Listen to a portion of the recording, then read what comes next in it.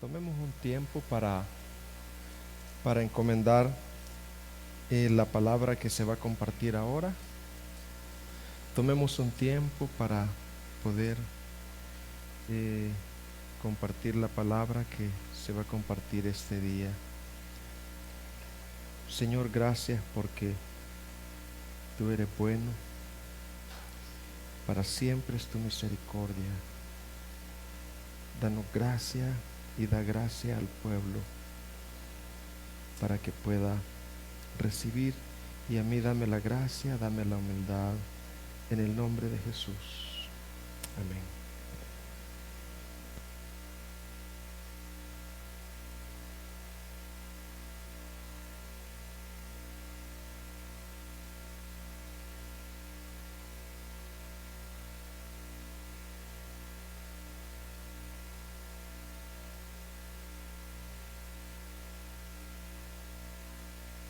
Hermanos, el domingo pasado yo les decía que hoy nosotros íbamos a continuar dando un reporte del carácter de Dios. ¿De qué vamos a tratar ahora, hermanos? Del carácter de Dios, o sea, de los atributos de Dios. Y que si todos escuchamos con una mente atenta, eso afectará nuestra fe y nuestra incredulidad. Porque al escuchar el carácter de Dios, la incredulidad es dominada. Y al escuchar sobre el carácter de Dios, la fe es avivada. Así que de eso se trata hoy. Vamos a ver algunos de los atributos de Dios en esta mañana.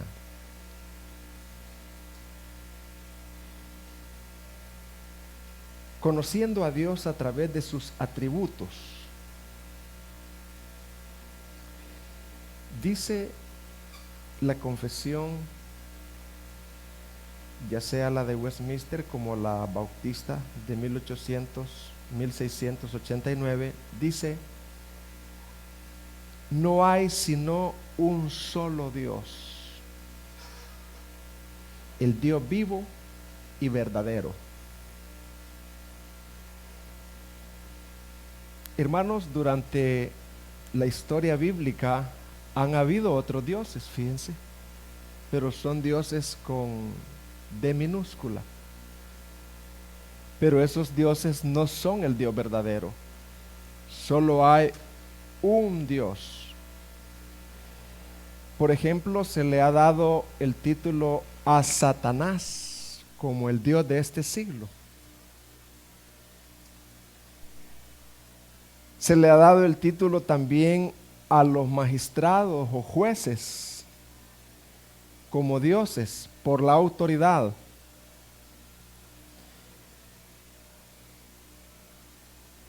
Pero nosotros estamos conscientes que solamente hay un Dios, un solo Dios, vivo y verdadero. Verdadero porque es el verdadero, y vivo porque es un Dios personal, que podemos tener relación con Él a través de Jesucristo.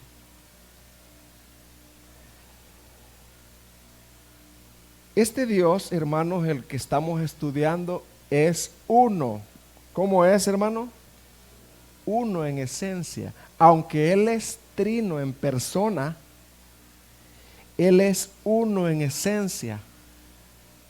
Siempre que Dios trabaja como un Dios trino. Lo vamos a ver. Pero en esencia no son tres dioses, sino un solo Dios.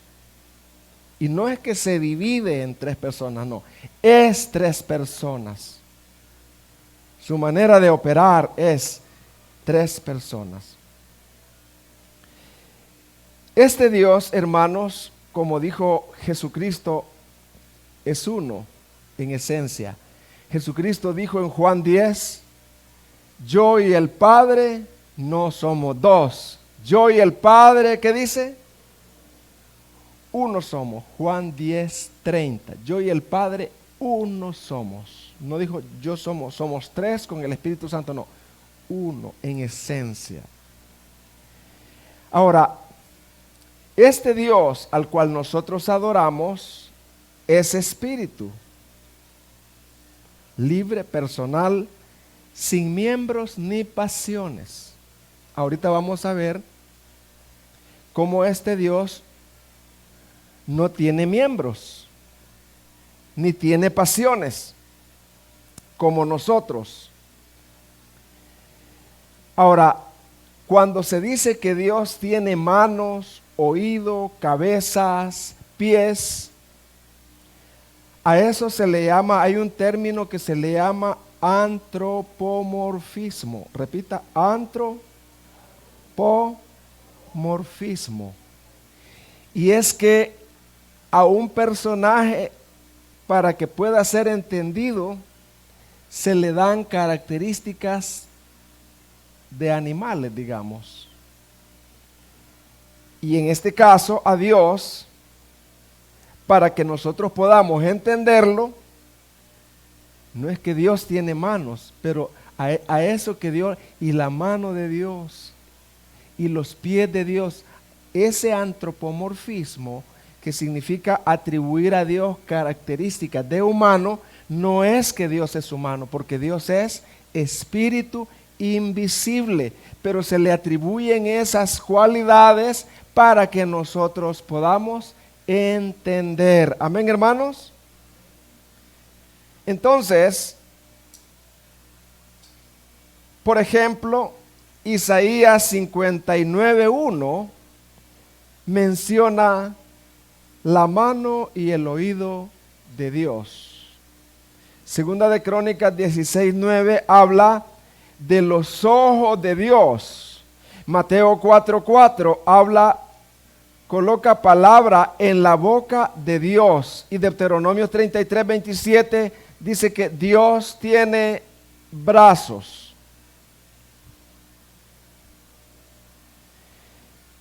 Entonces, hermanos, cuando nosotros estudiamos que Dios es espíritu, por ejemplo, si un niño, su hijo, su hija, le preguntara, ¿qué significa, papá, mamá, que Dios es espíritu?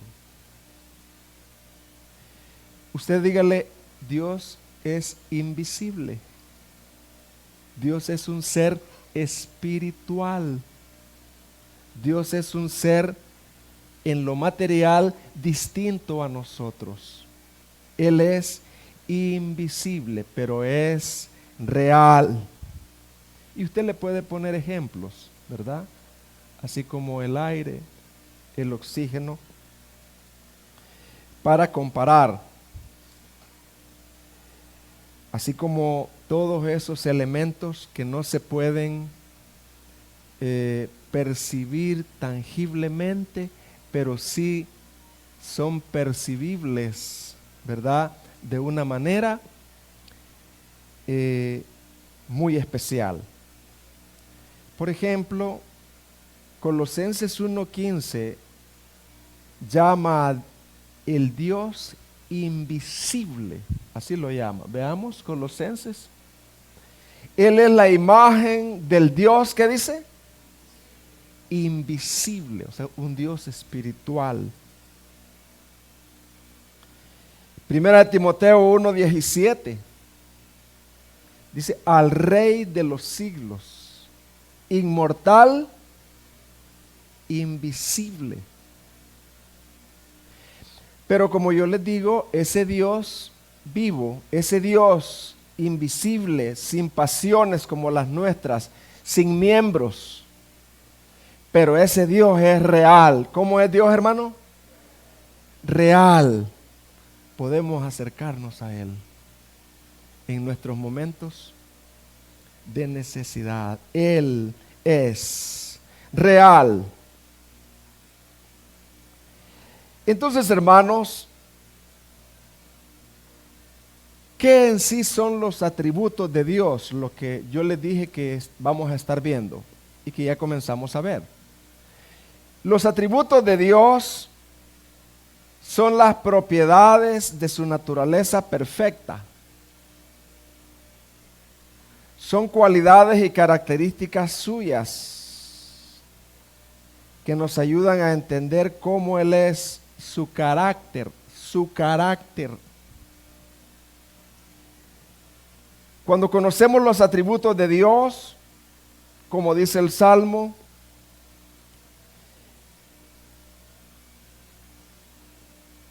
en ti confiarán los que conocen tu nombre. Yo puedo estar afligido y adolorido, pero con una gran confianza en el Señor. Yo puedo estar preocupado, pero la preocupación no me domina. Porque en el fondo yo sé que Dios está tratando con mi vida, con mi orgullo, con mi carácter. Dios ha permitido circunstancias, pero en el fondo yo sé que Dios está ahí, trabajando como un padre trabaja con su niño. Y un padre no va a abandonar a su niño porque su niño salió mal este año, porque su niño se portó mal. Un padre no lo va a abandonar. Entonces eso, el conocer el carácter de Dios es fundamental. Fundamental. Me estoy dando a entender, hermanos. Si no, voy a volver a predicar todo lo que ya dije. Y ustedes se van a ver obligados a decir amén cuando les pregunte. No. Hermanos, vamos a ver solo tres atributos hoy. Solo tres. El primer atributo que vamos a ver hoy es su eternidad. Dios es eterno. ¿Cuál es el atributo que vamos a ver hoy, hermano?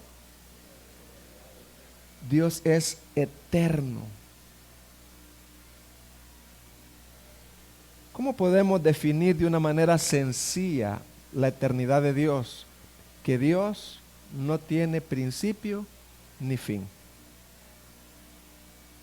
Nadie lo va a suceder a Él. Nadie le va a quitar el trono. Ni nadie lo puso.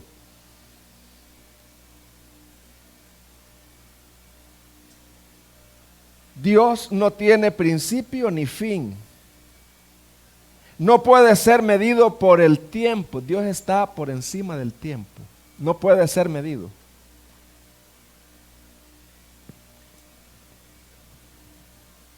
Él habita en la eternidad. ¿Dónde habita Dios? En la eternidad. La eternidad es distinta al tiempo. Cuando alguien dice, ¿y quién creó a Dios? Está bien, pero esa pregunta viene de ignorar que Dios es una criatura y Dios no es una criatura. Nadie lo creó a Él. Él es antes de todas las cosas. Él no evolucionó para llegar ahí. Hay cosas que nosotros no las entendemos. El Salmo 90 y Hebreos 1, vamos a verlo. Dice el Salmo 92. Antes que naciesen los montes y de que formaras la tierra y el mundo, desde los tiempos primeros y hasta los tiempos postreros, ¿qué dice, hermano? Tú eres Dios. Tú ya eras.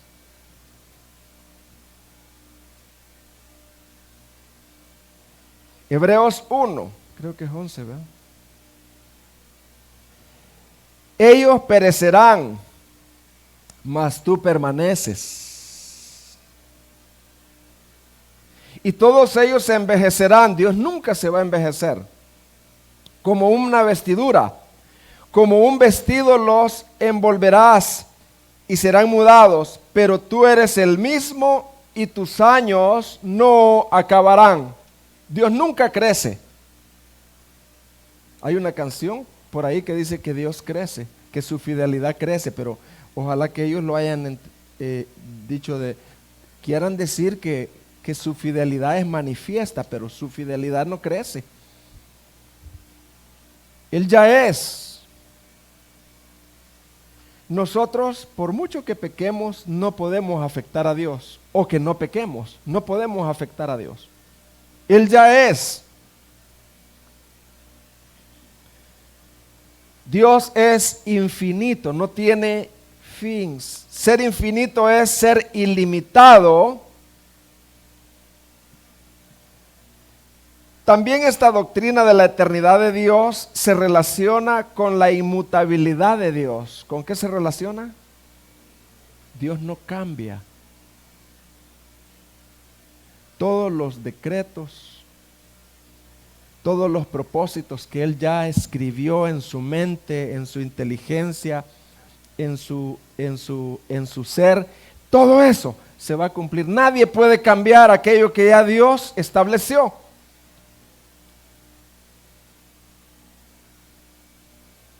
Dios nunca aprende cosas nuevas, ni se olvida de nada, porque eso significaría un cambio en su conocimiento perfecto.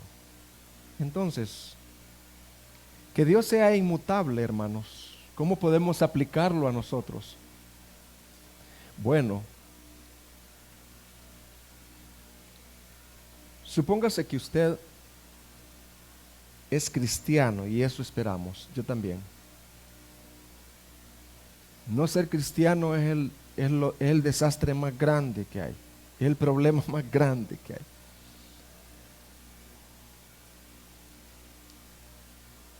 Supóngase que Dios, usted es cristiano, y que así lo es, y Dios comenzó en usted, se le llama, Filipenses 1, la buena obra, la salvación, la obra de la salvación. Entonces, Dios le prometió a usted, como cristiano, estar todos los días de su vida con usted. No le ha prometido que usted va a tener buenas cosas o todo le va a salir bien, no. Él ha prometido estar con usted todos los días de su vida, todos los días de su vida mientras viva.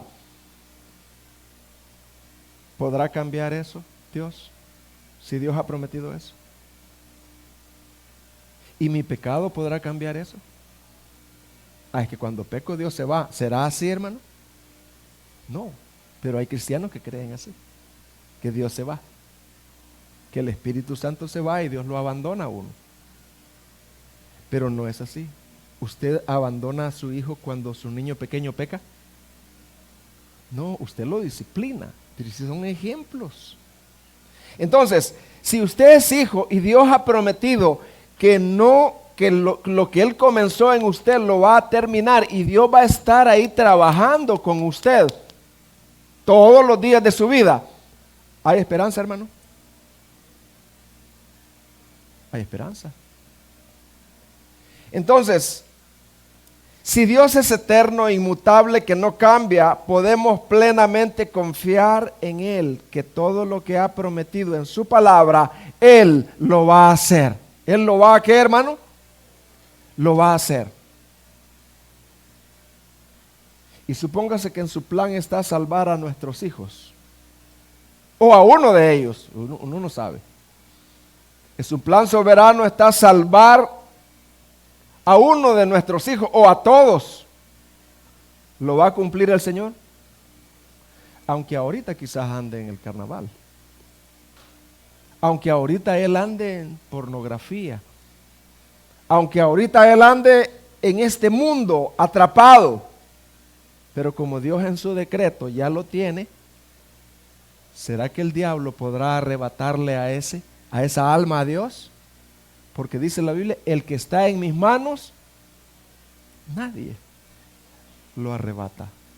Entonces, esa es la gran seguridad que nos da de conocer a Dios, de conocer la eternidad de Dios, de conocer el carácter de Dios, que Él no cambia, es inmutable, y eso nos llena de fe y esperanza en nuestras batallas. Amén, hermanos.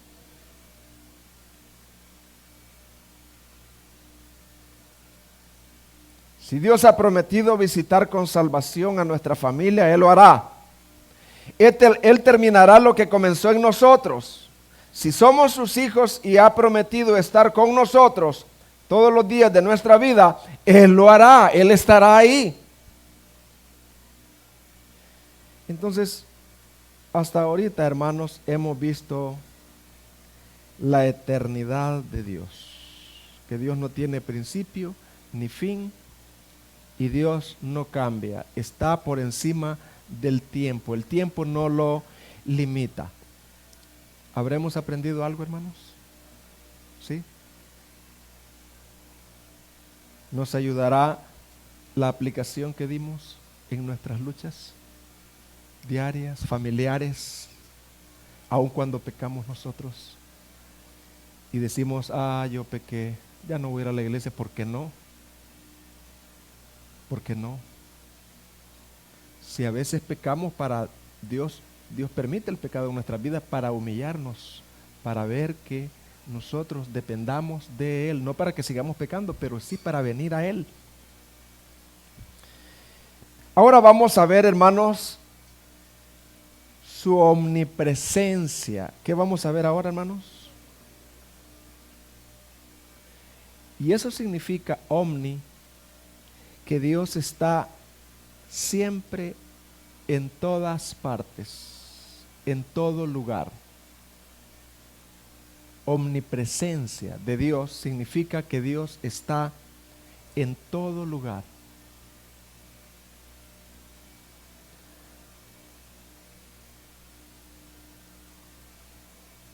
El profeta Jeremías le dijo al pueblo en nombre del Señor, Jeremías 23:24. ¿No lleno yo, dice Jehová, el cielo y la tierra? No hay ninguna parte del cielo y de la tierra, del universo, que Dios no esté, que la presencia de Dios no esté ahí. Y en el infierno estará Dios, hermano. También está ahí. Su ira santa está ahí. Dice David en el Salmo 139:7, David se asombra y dice, ¿a dónde huiré de tu presencia? Si subiera a los cielos, a lo más recóndito del cielo, ahí estás tú. Y si en el Seol hiciere mi estrado, he aquí, ahí tú estás. En el Seol también. Si tomare las alas del alba y habitare en el extremo del mar, aún ahí me guiará tu mano y me asirá tu diestra. ¿Qué efectos produjo la omnipresencia de Dios en David? Se asombró y dijo, yo no puedo escapar. No me queda otra que rendirme gozosamente a ti. No había lugar donde David podía huir, no había lugar donde David pudiera esconderse, no había distancia ni lugares ocultos para el Señor. Su presencia en un lugar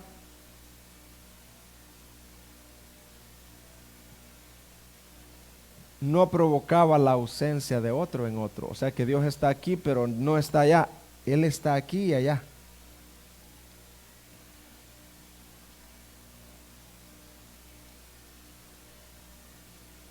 Ahora la pregunta es, ¿y de verdad Dios está presente en todo lugar? Porque alguien puede decir, Dios está conmigo, claro, ahí está, pero Dios está airado con esa persona. ¿De verdad que Dios estuvo en Sodoma y Gomorra? Sí, pero en su ira. Y Dios muchas veces está con otro en su agrado.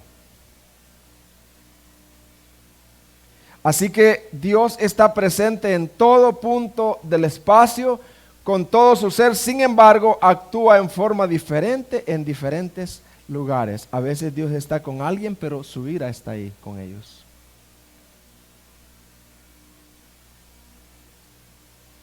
Entonces, hermanos, ¿qué atributo estamos viendo? Este entendimiento de este atributo debe llevarnos a considerar tres aspectos en particular. Fíjese, como aplicación de la omnipresencia de Dios.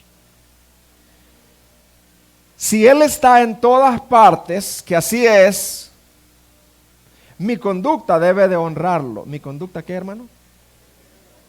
Debe de honrarlo.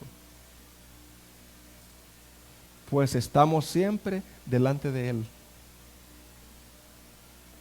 Cuando nadie nos está viendo, Él está ahí. Cuando estamos en el internet, Él está ahí. Cuando estamos en el trabajo, Él está ahí. Entonces, eso provoca que si nosotros estamos conscientes de la omnipresencia de Dios, debemos de honrarlo en todo lugar donde estemos, porque ahí Él está. Y si hubo pecado, debemos de arrepentirnos, porque ahí Él está.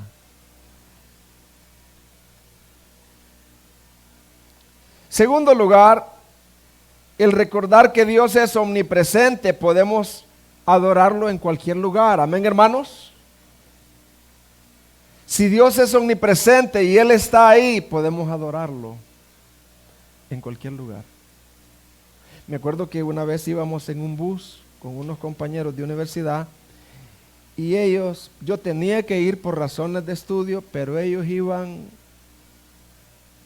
en una total Sodoma. Y yo me acuerdo que iba y vi un versículo de la Biblia. Y ese versículo hablaba de algo así de la presencia de yo pude adorar a Dios. Y yo le digo, te alabo, Padre. Te alabo, Señor, en medio de todo esto. Entonces, si Dios es omnipresente, podemos alabar a Dios en cualquier lugar donde nosotros estemos. Y lo otro, hermano, que si Dios es omnipresente, esto debe de producir en nosotros una confianza. ¿Qué debe de producir, hermano? De su cuidado y protección. Porque Él dijo en el libro de Mateo 28:20, he aquí yo estoy, ¿cómo dijo? Con vosotros todos los días hasta el fin del mundo. Entonces, esas tres cosas son aplicativas de la omnipresencia de Dios. Entonces, hasta ahorita, hermanos, hemos visto dos atributos. ¿Cuál es el primero que hemos visto? ¿Cuál? La eternidad de Dios. ¿Y el otro atributo que hemos visto? La omnipresencia de Dios. Y ahora vamos a ver la omnisciencia de Dios.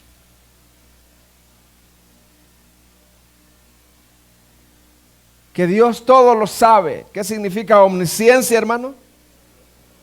Todo lo sabe.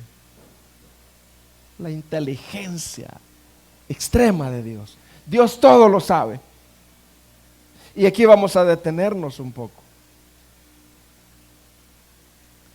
El Salmo 147:5, mire lo que dice. El salmista declara, grande es el Señor y muy poderoso. Su entendimiento es infinito. ¿Cómo dice ahí en esta versión, hermano?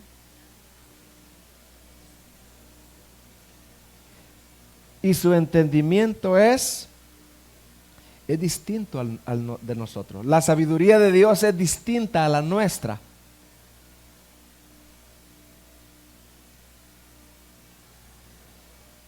El conocimiento de Dios, voy a usar unos términos y después los voy a definir. Es intuitivo. Se le llama la intuición. Intuitivo. O sea, el conocimiento de Dios es nato, pues. No es que él aprende porque alguien le enseñó y él aquí lo aprendió de allá, lo aprendió de allá. No, el conocimiento de Dios es intuitivo. Diga intuitivo. Es nato. El de nosotros es discursivo. La sabiduría de nosotros, el entendimiento de nosotros es discursivo porque uno lo aprende a través de la observación, el razonamiento, la comparación, la educación que alguien nos enseñó. Así nosotros hemos adquirido el conocimiento, la sabiduría que tenemos. Pero Dios no, Él le nace, es nato en Él.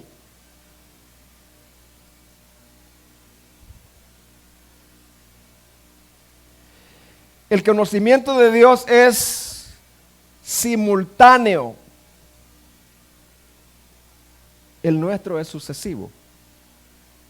O sea, ¿qué significa que el conocimiento de Dios es simultáneo? Que Él ve las cosas a la vez y en su totalidad.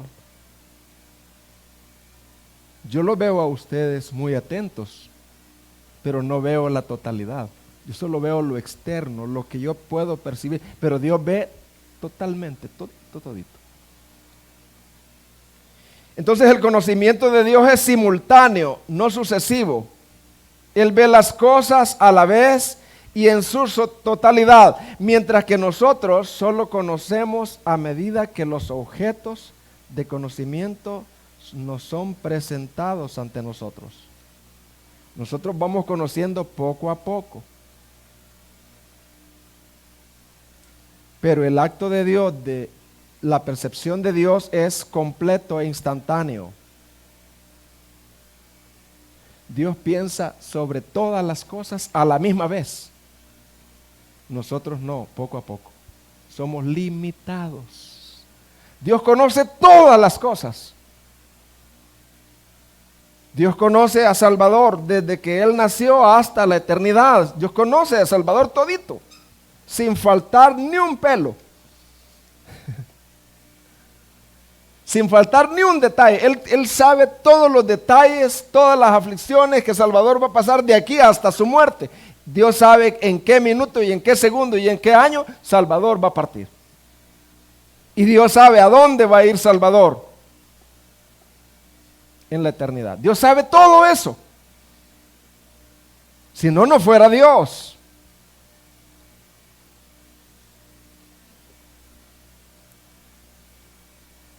Estamos hablando del atributo, ¿cómo se llama, hermano? La omnisciencia de Dios.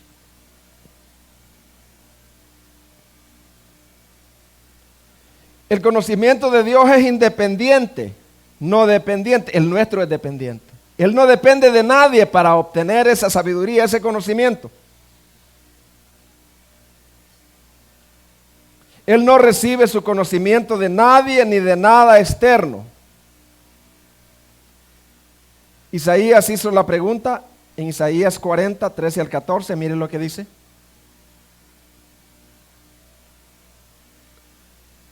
¿Quién guió al Espíritu del Señor? Nadie lo guió.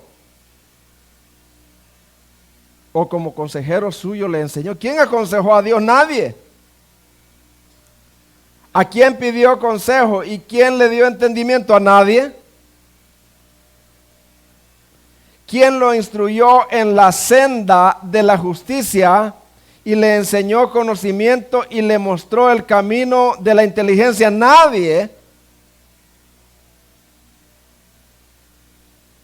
La respuesta, por supuesto, es nadie. ¿Cuál es la respuesta, hermano?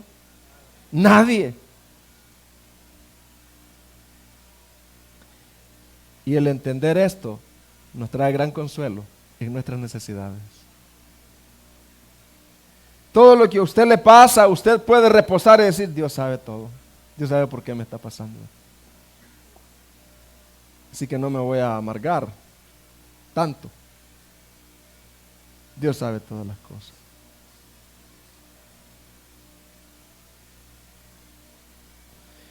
El conocimiento de Dios es infalible.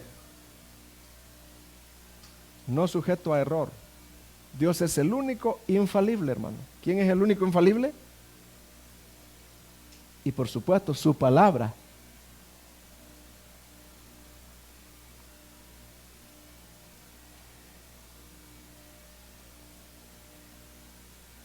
No solo son todas las creencias de Dios es verdad, sino que el alcance de su conocimiento es total. Él conoce todas las proposiciones, verdades. Dios siempre está en lo correcto, en lo que Él es y en lo que Él sabe. El conocimiento de Dios es infinito, no parcial. ¿Cómo es el conocimiento de Dios, hermano? No solo conoce una parte, infinito, como ya dije.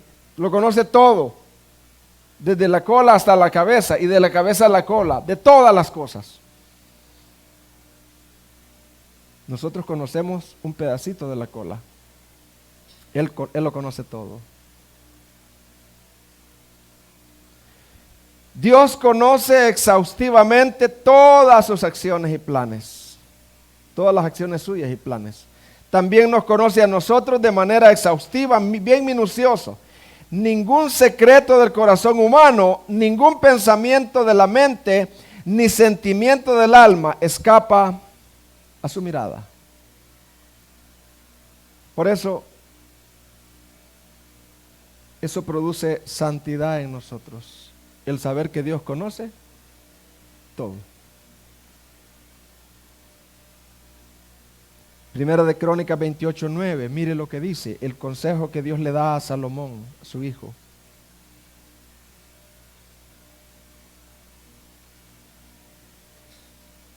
Y tú, Salomón, hijo mío, reconoce al Dios de tu padre.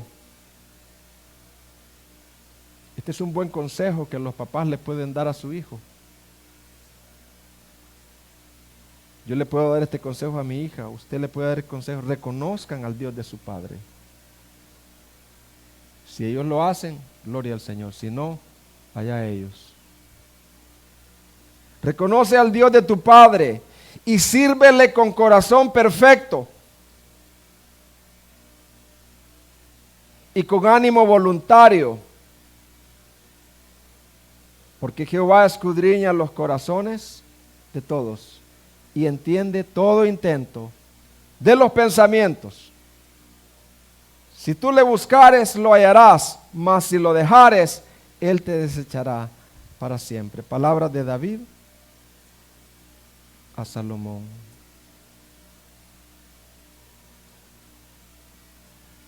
¿Saben, hermanos? Dios tiene conocimiento previo. ¿Tiene qué, hermano? Él sabe las cosas de antemano. La caída de Adán, él la sabía y estaba en su plan. Satanás no lo tomó por sorpresa a Dios y le deshizo todo, no. Todito él ya lo sabía. Él tiene un conocimiento previo de todas las cosas, con anticipación. Por eso es que Isaías 44, 7 y 8 dice, ¿y quién como yo? ¿Quién como yo? Dice él. Y él no es que esté lleno de ego, no, es que él de verdad se exalta porque es el único que debe de ser exaltado. ¿Y quién como yo? Dice, que lo proclamé y lo declaré, o sea, con anticipación pues.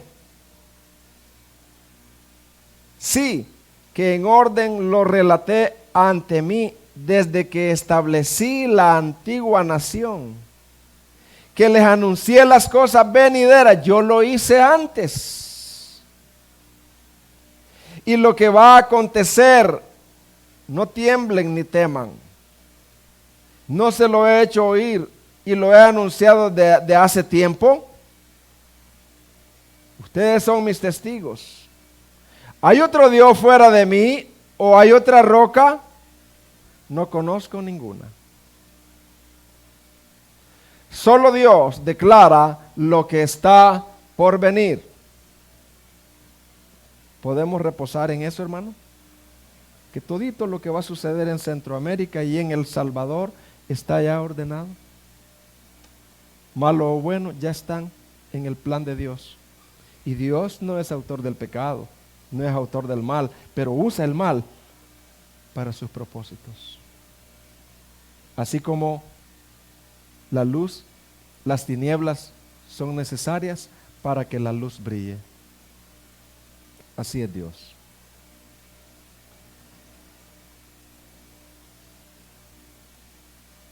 Hermanos, aplicando ya, esta doctrina de la omnisciencia de Dios debe afectar nuestro culto y nuestra adoración a Él. Nuestro culto y nuestra adoración a Él. Hermanos, esta doctrina de la omnisciencia de Dios debe de afectar ¿qué? Nuestro culto y nuestra adoración, nuestra reverencia a Dios. Si yo con esto que estoy explicando no le traigo a usted a que sea más reverente a Dios, entonces no he hecho nada. Pero si al final de todo esto, con la ayuda del Espíritu Santo, yo logro que usted diga, wow, qué grande es Dios. Yo tenía un Dios bien pequeñito, un Dios de bolsillo, pero gracias, Señor. No tengo que temer nada, para nada. Y cuando venga el temor, me voy a mantener en la certeza de quién tú eres.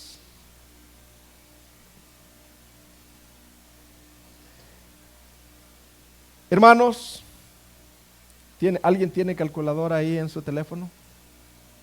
¿Me puede ayudar, por favor? Ya te vi, Eduardo Paniagua, ya te vi. O algo otro le puede ayudar por si él se equivoca. A ver cómo te va, Eduardo.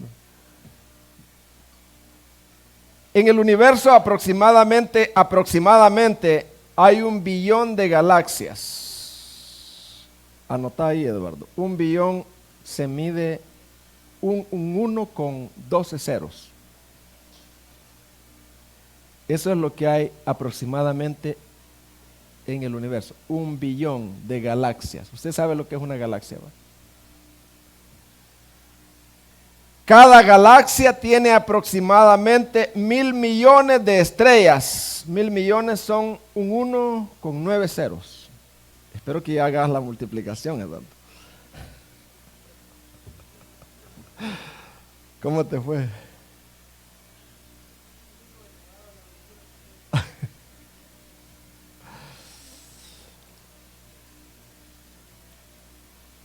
Hermanos, el Salmo 147, mire lo que dice, versículo 1 al 4. Y yo espero que se asombre usted. Alabad a Jehová. ¿Alabad a quién dice? Porque Él es bueno. Cantar salmos a nuestro Dios. Porque suave y hermosa es la alabanza. Jehová edifica a Jerusalén. A los desterrados de Israel recoge. Él sana a los quebrantados de corazón y venda sus heridas. Él cuenta el número de las estrellas. A todas ellas llama por su nombre. ¿Qué les parece, hermano? ¿Se asombra usted? ¿Puede usted decir, alabado sea el Señor? Y usted no está alabando a un partido, no está gritándole a una selección, no. Usted está a algo real, a alguien que es real. Alabado sea el Señor. Digamos, alabado sea el Señor. Asombrado, qué grande. Su grandeza. Y Él se humilla a mirar al polvo, al pobre. A todas ellas llama por su nombre. Grande es el Señor nuestro Dios y de mucho poder. Y su entendimiento es infinito. ¿Alguien conoce el nombre de alguna estrella? Sí, ya hay. ¿No te acordás? No. Pero hay nombres. El sol puede ser uno, pero hay otros nombres de las estrellas, pero son nombres bien preciosos. A todas ellas, ustedes no recuerdan, fíjense. el nombre de una. Y Dios se acuerda de todas. Les ha puesto el nombre conforme a la característica de la estrella. El astro mayor nuestro, el sol. El astro menor, la luna. Conforme a la luminosidad o a lo que sea, Dios les ha puesto su nombre. Y la llama por su nombre. Este es. Qué inmenso es Dios. Pero no solo eso, no solo las conoce, las sustenta. ¿Las qué, hermano? El libro de Hebreos capítulo 1, versículo 3 dice que las sustenta, las sostiene, pues. Léame Hebreos 1:3, la sostiene.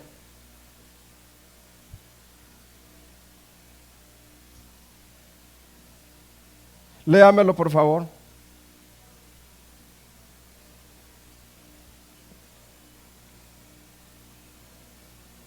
Y quien sustenta, o sea, sostiene todas las cosas con la palabra de su poder. Me acuerdo en el tiempo de las extorsiones. Nosotros acabamos de ver con mi hijo y mi familia un video de Ludo Giglio, que él es bien maestro en esto. Él saca unos detalles de las estrellas, de las cantidades y ¡pum!, aplica los versos. Y me acuerdo que en esos días nos habían querido extorsionar por mediante un papel, un ladroncito, imagínate, un raterito, un robagallinas, hermano, un robaconejos, un robadólares, hermano, que no tiene para comer, no puede trabajar, ignorante, y le da por quitarle, es muy ignorante, hermano. Y nos habían enviado un papel que si no, iban a hacer una matazón de niños. Y me acuerdo que mi hijo me dijo, cuando vimos el video, ¿qué más? Me dijo, suficiente. Me dijo. Ese ladroncito no es nada, papi. Eso no es nada. Si Dios conoce cada estrella por su nombre y la sostiene, y cuando dice cae, cae, un ladrón, hermano, no es nada para él. Hermanos, una comprensión adecuada del conocimiento de Dios también debe de traer un profundo impacto en nuestra humildad. Ya no nos vamos a creer la divina garza nosotros, sino Él es la divina garza.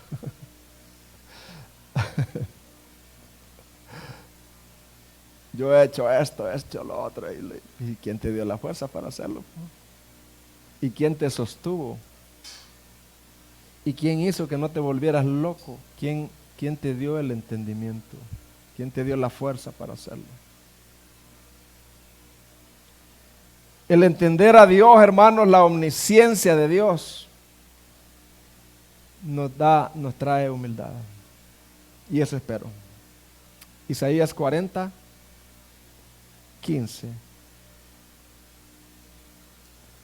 Los presidentes, los reyes trabajan para engrandecer sus países y decir, esto es lo que yo hice, esto es lo que yo hice y esto es lo que yo hice. Y nadie más lo hizo. Pero todo lo que ellos han hecho, sean edificios, todito, un día va a caer. Dios los va a sacudir. Porque Dios va a establecer su reino. He aquí que las naciones les son como la gota de agua que cae del cubo. ¿Cómo le son las naciones a él, hermano? Como una gotita de agua. Así son las naciones. Y como menudo polvo en la balanza les son estimadas. He aquí que hace desaparecer las islas como polvo. Ni el Líbano bastará para el fuego, ni todos sus animales para el sacrificio. 17. Como nada son todas las naciones delante de Él. ¿Cómo es el Salvador delante de Dios? Y algo más, estimadas como menos que nada. ¿Cómo es Estados Unidos y Rusia y China delante de Dios? Como nada y menos que nada. Y lo peor, cuando no honran al Hijo. El Salmo 2 dice lo que va a pasar. El Hijo se va a enojar. Cuando todas las naciones digan, mire, esto es lo que hemos construido y este es como producto de lo que nosotros con nuestro esfuerzo hemos hecho. Dice que la ira de Dios se va a encender. Honren al Hijo para que no se enoje. Porque Él es el que sustenta todas las cosas con la palabra de su poder. Dicen que una vez iba un elefante cruzando un puente y el piojo iba ahí encima del elefante y el puente se movía. Cuando ya pasaron al otro lado, le dijo el piojo al elefante, como movíamos el puente, véale. Así somos nosotros muchas veces.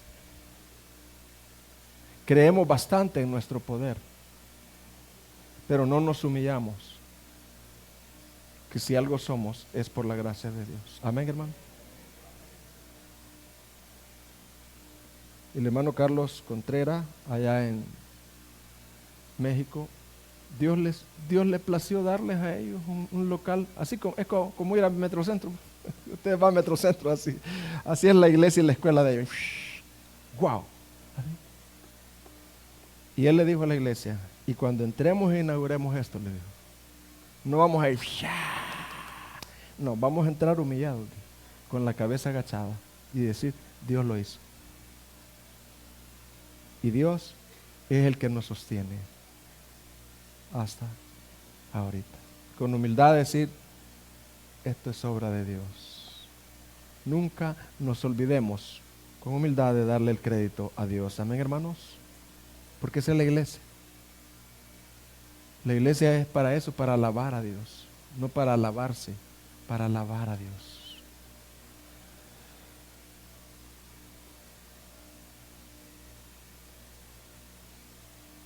Hermanos, el conocimiento de esto, que Dios sabe todos los secretos de nuestro corazón, nos trae una profunda influencia en nuestra santidad personal y práctica. El reconocimiento que Dios lo sabe todo y aún los secretos nuestros nos afecta para poder andar en santidad. Nos afecta para poder andar, ¿cómo, hermano? En santidad. ¿Qué puedo yo hacer? A escondidas de mi esposa, de mi hija o de mi familia, que no esté Dios ahí. Mejor voy a decidir corandeo ante el ojo de Dios, para la gloria de Dios, bajo la autoridad de Dios. Hermanos, lo que es más glorioso es que esta doctrina de la omnisciencia de Dios nos hace temerosos del pecado. ¿Nos hace qué, hermano?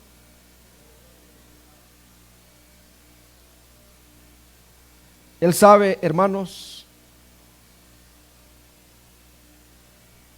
a través de la omnisciencia podemos ver que Él sabe lo peor de nosotros. ¿Qué sabe Dios, hermano?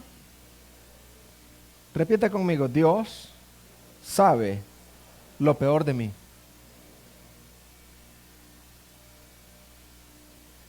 Pero lo tremendo es que nos ama y no nos condena. A pesar de ello. Y aún, hermanos, cuando nuestro corazón nos condena, mayor es Dios.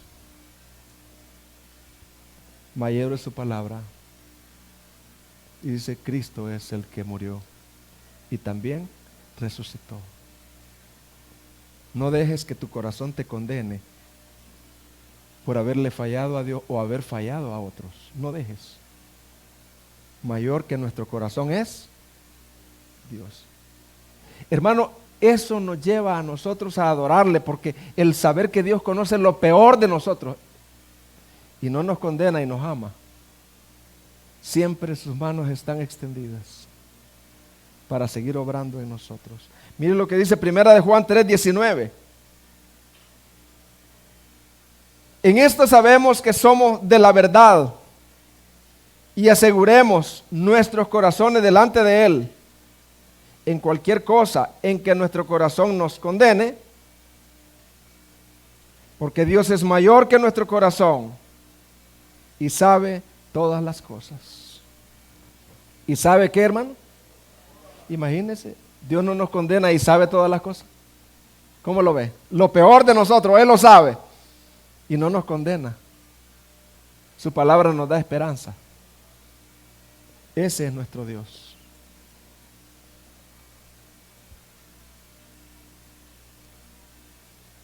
Hermanos, hemos aprendido algo de los 3 atributos. ¿Cuáles son los 3 atributos que hemos visto? ¿El otro?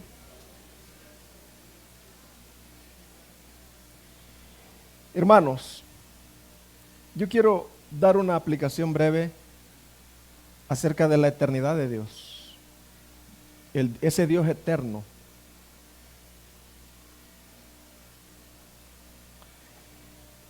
Hermanos, yo quiero hacer algunas preguntas. Habiendo estudiado a este Dios eterno y la eternidad con Él por los siglos de los siglos, sabe que nosotros vamos a estar en la eternidad con Él por los siglos de los siglos, si somos sus hijos. Amén, hermanos. Si somos sus hijos, vamos a estar por la eternidad, por los siglos de los siglos.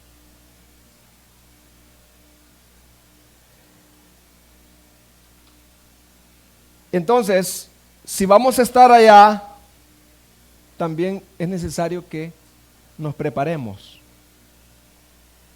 ¿Que nos qué, hermano? Que no solo digamos, vamos a estar allá, no, preparémonos intencionalmente. Y aquí vienen algunas preguntas. Estas preguntas, si usted, son incómodas. Si quieren pueden salirse algunos. No. Son incómodas, hermano.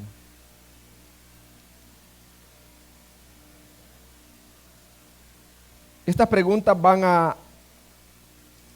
es para examinar nuestra vida acerca de qué es lo que más pesa en nosotros como personas. ¿La eternidad con Dios o la vida temporal acá? ¿Listos, hermanos? ¿No? ¿Listos, hermanos? Primera pregunta. ¿Gastas tu dinero con la eternidad en mente? ¿O con esta vida solamente?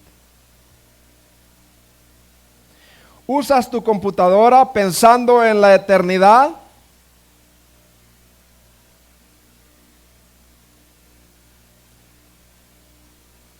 Cuando tú estás usando tu computadora, dice, yo voy a ver esto porque esto me va a ayudar a estar con Cristo en la eternidad. La manera en que vives en tu matrimonio, criar a tus hijos, refleja que eres un futuro habitante de la eternidad.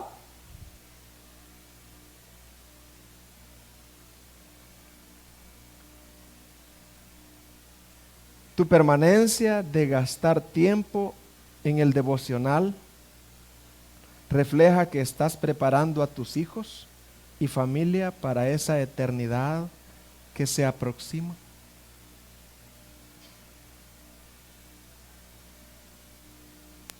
¿Inviertes tu tiempo, energías como una persona consciente y que cree de verdad en la eternidad?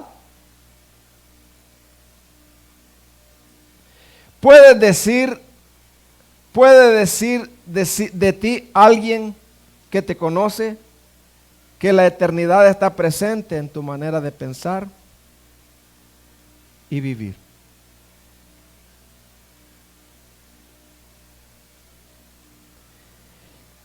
¿El creer de verdad en la eternidad afecta tu manera de hacer tu trabajo o profesión? O sea, de verdad, ¿cómo trabaja un hombre en un empleo? ¿O cómo toma la profesión alguien que crea de verdad en la eternidad?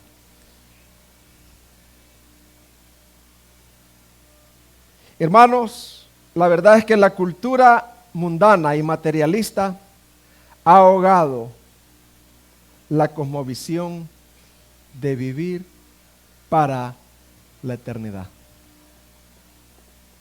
Hay una radio en Dominicana que se llama, ustedes saben cómo se llama, ¿verdad? Radio Eternidad.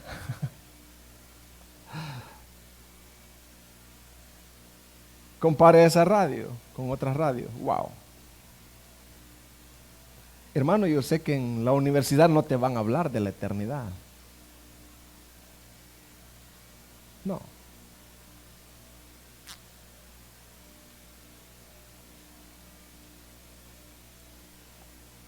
Hermanos, las verdaderas creencias siempre se viven. Repita conmigo, las verdaderas creencias siempre se viven. ¿Cuándo es que tú crees algo? Cuando lo vives. O estás procurando vivirlo. Y con honestidad dice yo, este mensaje, no solo quiero oírlo, quiero creerlo. Quiero vivir con mi mujer a la luz de la eternidad. Porque ahí en el cuarto donde yo estoy, ahí hay ángeles. Y ahí está Jesús. Y voy a pedir perdón cuantas veces sea necesario, porque creo en la eternidad. Las verdaderas creencias siempre se viven. Repite conmigo, las verdaderas creencias siempre se viven. Las verdaderas creencias siempre se viven en la práctica. La verdadera fe no es simplemente algo que crees en tu mente.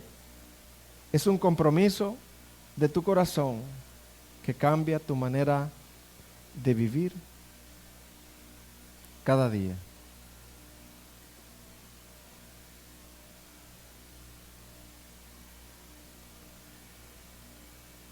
Hermanos, alguien que crea en la eternidad, que hay un Dios eterno, hay una eternidad por los siglos de los siglos, esta persona, su manera de creer en Cristo es bíblica. ¿Quién es Cristo para una persona con claridad en la doctrina de la eternidad? ¿Quién es Cristo?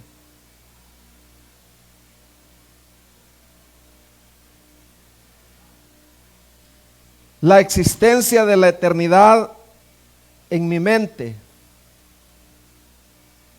me indicará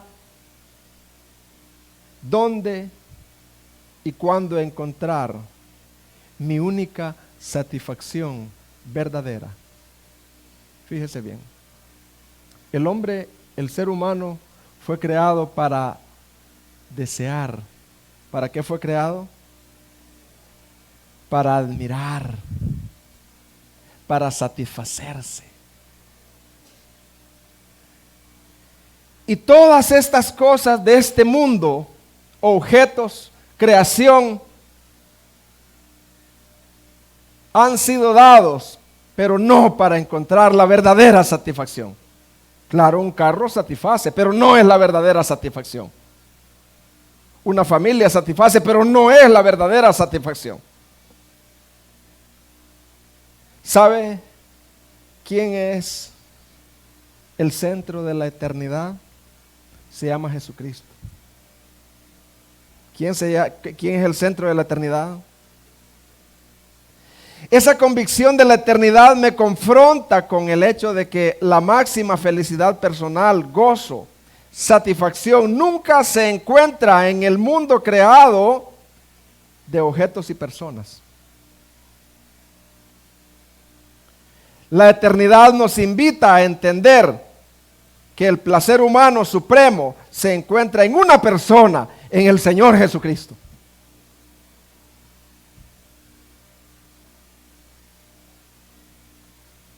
¿Por qué? Porque Él es el protagonista de la película, en el tiempo y en la eternidad.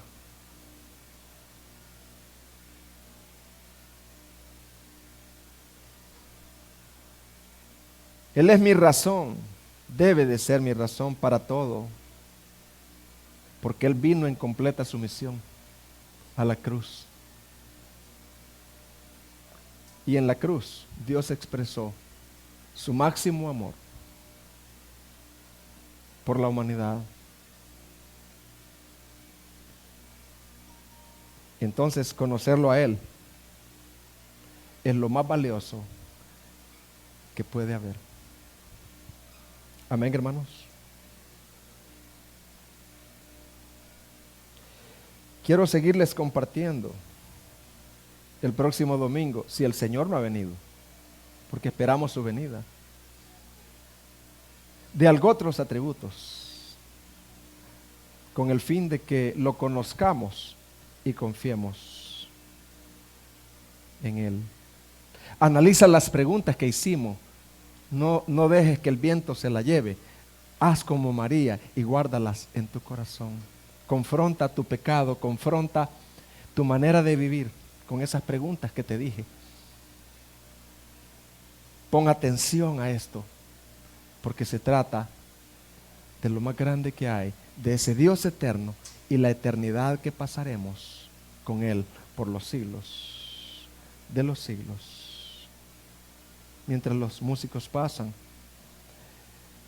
inclina tu rostro y oremos.